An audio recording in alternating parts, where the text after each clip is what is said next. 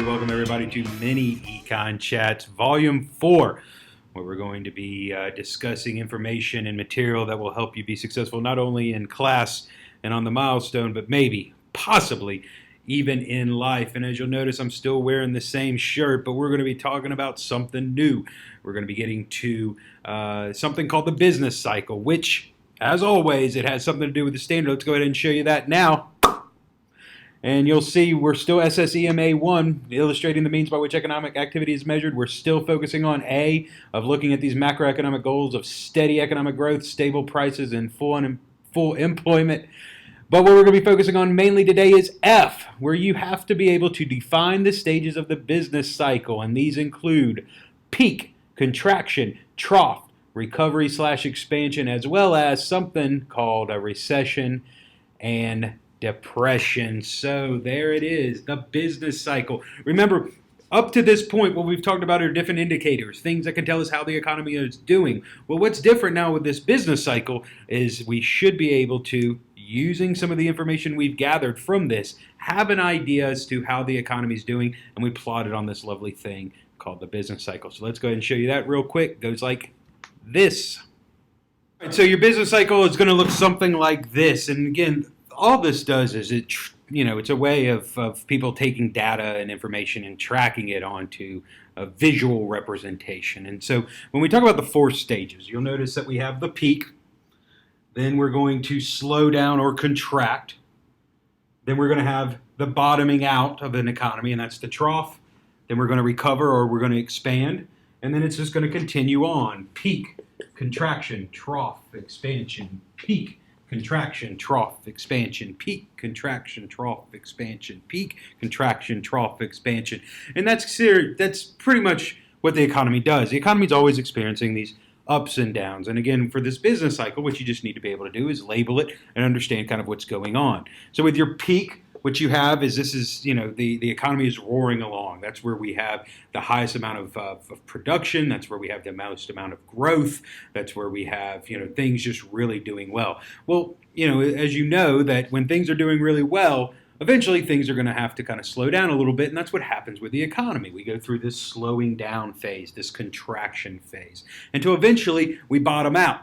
We can't get any lower than that. Okay, that's eventually the good thing is that when times are tough or things are bad, things eventually will get better, and that's what happens. We bottom out in the trough, but then the economy will expand and recover again, and things will begin to get churning out. The economy will begin to move again in the right direction, and we'll peak out, and then we'll slow back down, and we'll bottom out, and then we'll grow again until we peak out, and then we'll slow back down again until we bottom out, and then we'll expand again, and we'll peak out, and then we'll slow, and et cetera, et cetera, et cetera. So those are kind of the 4 phases, and most people are very good at being able to label them and kind of understand what's happening.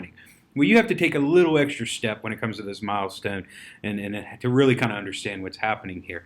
So like, for example, when we're looking at data, when we're looking at information, if we have something here where the economy is slowing down, you're going to have to already know what that means. It doesn't just mean the economy is slowing down. You're going to have to know specifically things like unemployment. Unemployment is going to be going up. People are going to be losing their jobs. If you remember cyclical unemployment, this is where cyclical unemployment occurs the most, is during this slowdown phase. You're going to need to understand that GDP is also going to be falling during this time. We're not going to be producing as much, so the economy is going to be slowing down. Likewise, if we're talking about an expansion phase or during that recovery phase, you're going to see unemployment go down.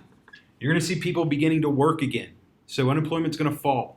GDP is also going to be increasing. People are working again, jobs are churning out, factories are producing, et cetera, et cetera, et cetera. So our GDP is going to go up.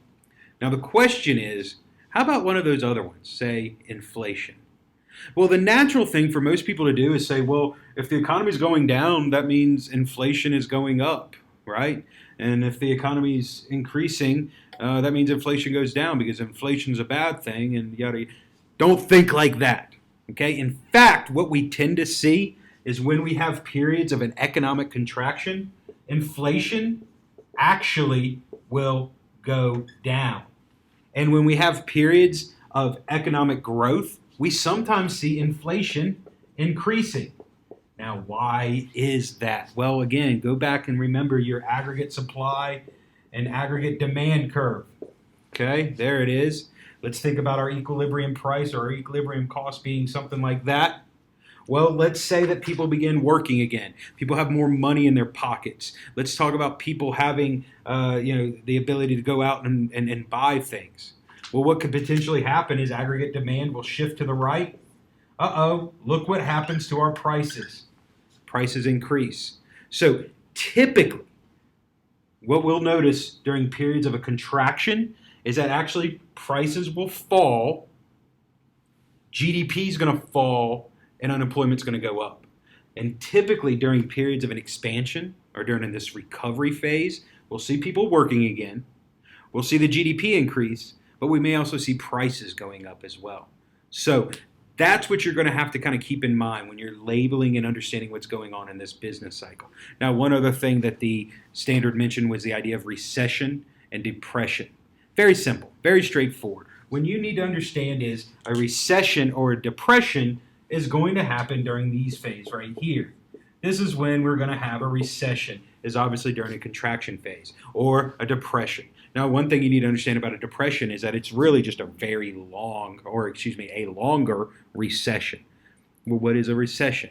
Recession, your textbook definition for recession is when GDP, when real GDP, remember real GDP being the most realistic form of GDP, when real GDP falls for 2 consecutive quarters or 6 months, same thing.